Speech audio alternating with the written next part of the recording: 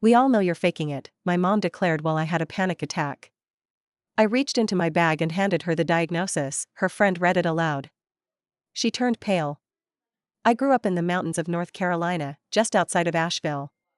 If you've ever been there, you know it's breathtaking. Picture rolling hills covered in green forests, old wooden barns with rusted roofs, winding roads that slice through valleys like veins. We lived in a weathered white house on a quiet road with 3 neighbors and a Baptist church at the end of the block. It was the kind of town where people waved whether they knew you or not, and rumors spread faster than kudzu.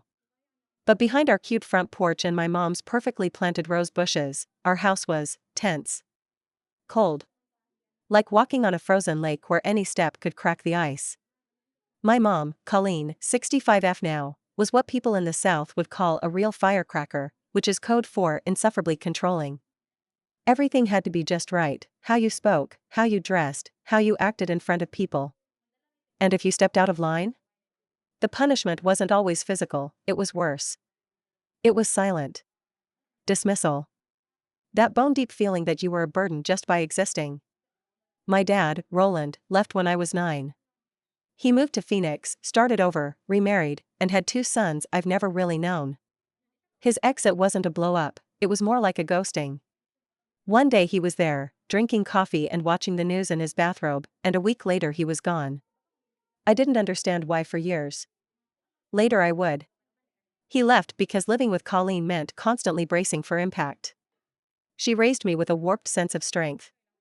"You're not soft," she'd say when I cried. "You're not one of those whiny girls." Every emotion had to be justified. Every tear was an inconvenience. Every breakdown? Dramatics. The thing is, when you grow up like that, you start internalizing everything. You don't even realize how tightly wounded you are until your body starts breaking down. For me, that began in my late 20s. I'd be driving to work and suddenly feel like I couldn't breathe. My vision would blur. I'd get dizzy, shaky. At first, I thought I was dying. Then I thought it was maybe a blood sugar issue or my heart. Turns out, it was panic. Panic attacks that came out of nowhere. And they only got worse.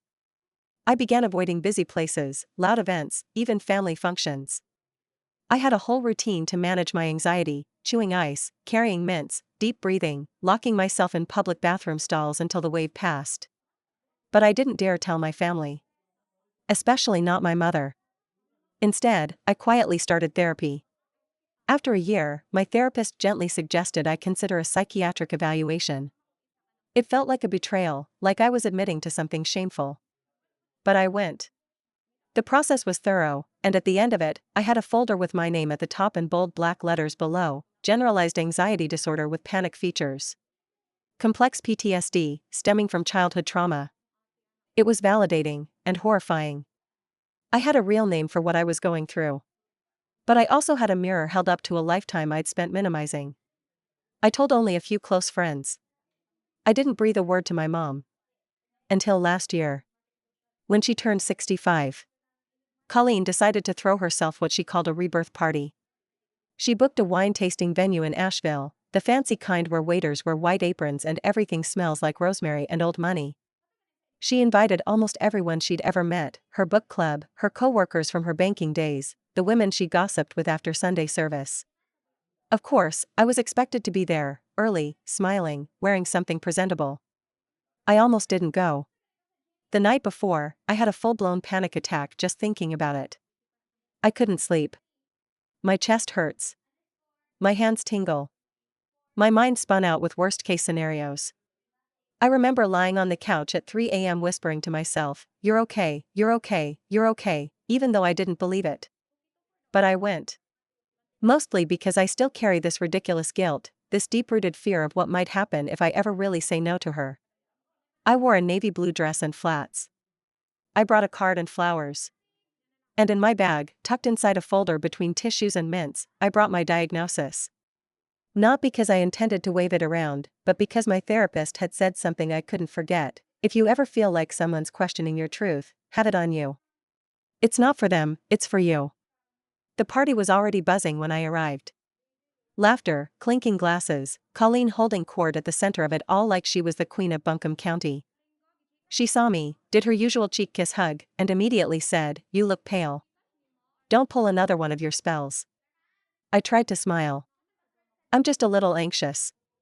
And then she said it. Loud enough that a few of her friends glanced over. With that smirk she always used when she thought she was being clever. "Oh please. We all know you're faking it." I felt everything inside me go quiet. Like my body knew it was about to collapse and was trying to save energy. I could barely see her face anymore, just the outline of her moving mouth. Then the walls started closing in. My throat constricted. My hands went numb. I could feel sweat running down my back. My legs were weak. I knew what was happening. I was having a full-blown panic attack, and this time, in public. So I reached into my bag. I wasn't thinking clearly. I wasn't making a grand statement. I just needed something to hold on to. Something real. I pulled out the folder. My hand was shaking as I extended it, not even to her, just out into the space between us. And then someone took it. One of her friends, Marcia, I think her name was. She used to be an English teacher at my high school. She opened it. Her eyes scanned the page. And she read it. Softly. Clearly. Each word is like the strike of a bell. Diagnostic summary for Daphne Langley. Generalized anxiety disorder with panic features. Complex PTSD. The room had gone still. And my mother, who never wavered, never looked rattled, went silent. Her face lost all color. She didn't blink. Marcia kept reading for another moment. Then slowly, she closed the folder and handed it back to me like she was returning something sacred. I clutched it against my chest and turned. I didn't wait for a response. I didn't make eye contact. I just walked out, legs barely functioning, heart pounding like a war drum in my chest. I got in my car, parked down the hill, and sat there with my hands gripping the wheel for almost an hour before I could drive. I didn't cry. Not yet. I just stared at the dashboard, trying to convince myself I had done the right thing. That night, I stayed at a hotel off Tunnel Road. I ordered soup I couldn't eat and watched bad TV with the volume low. When I finally broke down, it came like a flood. I sobbed so hard I gave myself a headache. I curled up in the scratchy hotel blanket and whispered, "You're not faking. You're not faking," over and over until I passed out. I didn't hear from my mother for 2 weeks. And then she emailed me. Not a call. Not even a text. An email. The subject line was simply, "Let's talk." I stared at it for a full 10 minutes before I even opened it. My stomach felt like it had dropped down an elevator shaft. My first instinct was to delete it and go for a walk.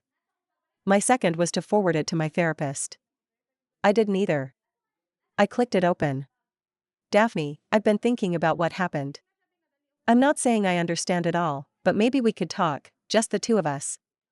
Brunch? Same place you like near Biltmore? Let me know." Mom, no apology. No acknowledgement of what she said in front of 50 people. Just let's talk, like we were coworkers trying to reschedule a meeting that got awkward. Still, I agreed. I told myself it was because I wanted closure, but the truth is, I still wanted something else. Validation. A hint of remorse. Some faint flicker of acknowledgement from the one person I had spent my whole life trying not to upset. We met the following Saturday. It was one of those cute Asheville cafes that served eggs with arugula and put lavender in the lattes. I got there early and picked the booth furthest from the window. I was sipping water and nervously tearing at my napkin when I saw her walk in. Colleen looked immaculate, as always. Hair styled. Jewelry is tasteful. Not a wrinkle on her cream blouse. She smiled when she saw me, tight-lipped, too wide, and slid into the booth across from me like this was just another Saturday. "I read your little file," she said as soon as we ordered. I blinked. "My diagnosis." "Right. Your diagnosis." There was a long pause while she stirred her tea with deliberate slowness. I watched her knuckles tighten around the spoon like she was winding up for a pitch. "You're not weak, Daphne. You're just indulging." It felt like she'd slapped me across the face. I looked at her, really looked at her, and for the first time in my life I wasn't scared of her. I wasn't confused. I wasn't even shocked. I was furious. All the therapy, all the journaling, all the self-soothing techniques I had practiced, I felt them slip away like sand through fingers. Indulging? I said, quietly, dangerously. She set the spoon down and gave a patronizing little smile. Everyone's got something these days. I just think you let yourself sink into it. I couldn't breathe again, but this time I didn't panic. It was something else, white hot and rising fast. You think I'm choosing this? That I like not being able to go to a grocery store without planning my exit strategy in case I break down in the frozen food aisle? That I enjoy missing birthdays, weddings, life, because I can't trust my own brain? She looked away. You didn't see me in that hotel room, I whispered. On my knees, clutching a bottle of water like it was a lifeline. You didn't see me when I was 12 and hiding in the linen closet because you were screaming about a scratch on the dining table like someone had died. You didn't see me crying in gym class because I didn't know why my chest hurt all the time. She didn't say anything. Not right away. And then, she looked at me. I didn't know, she said softly. I wanted to believe her. God, I wanted to believe that maybe she just never understood, never saw the damage. But that would mean giving her an out. And I couldn't do that anymore. You didn't want to know, I said. You didn't ask. You were too busy maintaining your version of things. I wasn't allowed to feel. Because it might have made you look bad. She opened her mouth, but I held up a hand. You always taught me that feelings were optional. Those emotions made you weak. And when I started to crumble, when my body couldn't carry it anymore, you blamed me for it. You still do. Her face flushed. That's not fair. No, what's not fair is that I've spent my whole adult life patching together a self-worth you never helped build. What's not fair is that I'm terrified of becoming like you every time I raise my voice or have a bad day. The silence between us was so heavy it could have cracked the booth in half. The waitress came by and asked if we needed more time. My mother smiled up at her like nothing had happened. No, we're done, I said, standing up. My hands weren't shaking. My breathing was steady. I wasn't having a panic attack. I was calm. I left the cafe with the sun on my back and the diagnosis still in my bag. I hadn't brought it out this time. I didn't need to. She knew now. Whether she accepted it or not didn't matter anymore. What came after, how our relationship shifted, what she said next, how the rest of my family reacted, is a whole story in itself. And I'll share it soon, if people are interested. But this moment, this confrontation. This was where it all started to change. Leaving that brunch was both a collapse and a beginning. For the first time, I didn't walk away from a confrontation with my mom and then immediately call her, apologize, or pretend like everything was okay. I didn't send flowers or try to clarify my tone. I didn't replay the conversation 100 times looking for where I might have gone too far. I just let her sit in the silence. A week passed. Then 2. I got a short message from her that said, "Hope you're feeling better. Let me know if you want to talk again." I didn't respond. I wasn't being petty, I was just, finally listening to myself instead of her. That silence created space. And in that space, a few things became clear. First, I realized how much of my adult life had been built around managing my mother. My jobs, my social life, even my therapy goals were always about surviving her. She was like this constant background noise I never thought I could shut off. Second, I realized I didn't want to cut her off. I wanted to rebuild my life so she wasn't the center of it anymore. So I did. Slowly. I finally said yes to a promotion I'd been too afraid to take because it would mean moving to Charlotte full-time. I started hosting dinner nights with friends at my apartment. I joined a trauma-informed yoga class. I even started dating again, not performatively, not in a rush, but really letting someone in. That someone ended up being a guy named Russell, a history teacher from Gastonia with a crooked smile and a laugh like gravel. He wasn't flashy. He didn't save me. But he saw me. And for the first time, I didn't feel like I had to shrink to be loved. As for Colleen? She noticed the distance. Oh, she noticed. She started showing up unannounced. Once, she appeared at my apartment just to drop something off and then commented on how I had dust on the baseboards. I didn't let her in. Another time, she tried to corner me after church. I was only there because a friend's kid was singing, and asked loudly in the parking lot, "Do you think you're better than me now?" That's when I knew she wasn't just confused or sad, she was furious that I'd stopped orbiting around her. It all came to a head at the Langley family reunion that August. We hold it every few years at a cabin resort near Lake Lure. Usually, it's fried food, lawn chairs, and small talk. This time, Colleen brought binders. I am not exaggerating. She arrived with 2 binders, one for the family tree, and another for family legacy documents. It was all about preserving our history, apparently. She'd had photos laminated, birth certificates copied, even had a section labeled what it means to be a Langley woman. Guess what was in that section? A printed out essay. By her. About mental fortitude, not wallowing in victimhood, and how today's generation seems to confuse discomfort with trauma. She didn't name me, but everyone knew. Even my Aunt Vera, who has never taken sides in anything, raised an eyebrow when she read it. I didn't say anything right away. I waited. Bided my time. Because I had brought something too. Not a binder. Just a manila envelope. Inside were printouts of my actual diagnosis, signed letters from my therapist and doctor explaining GAD and CPTSD, and a copy of an op-ed I'd written, anonymously, at the time, for a local mental health nonprofit titled What It's Like to Be the Family Scapegoat. At the end of the big dinner, everyone gathered around, sweet tea glasses in hand, kids running around with sparklers. I stood up. I said, I'd like to say a few words. Not about the family tree, but about being part of this family when you live with invisible illness. My hands didn't shake. My voice didn't crack. I just spoke. I talked about anxiety. I talked about what trauma does to a person. I talked about how silence and shame allow cycles to continue. And then, with everyone watching, including her, I handed the envelope to Aunt Vera and said, I think this belongs next to the legacy documents. It's part of our history, too. Colleen was frozen. Absolutely still. She didn't interrupt.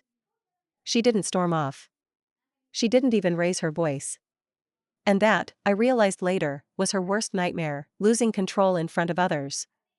I didn't wait for applause. I didn't need it. But what followed felt like justice. One by one, cousins I hadn't spoken to in years came up and said, I had no idea. One told me she'd had panic attacks since college but was too afraid to tell anyone. A couple of aunts teared up. Someone even said, good for you. It's about time someone said it. Later that night, I saw Colleen alone by the fire pit, staring into the flames. She didn't look angry. She looked small. And for once, I didn't feel guilty. The next day, I left early. Packed my things and left a note in the guest book that just said, healing is loud, too. I haven't gone no contact with her. I didn't have to. Because here's the thing, revenge doesn't always look like slamming doors or screaming matches. Sometimes it's living well. It's speaking the truth when silence was expected.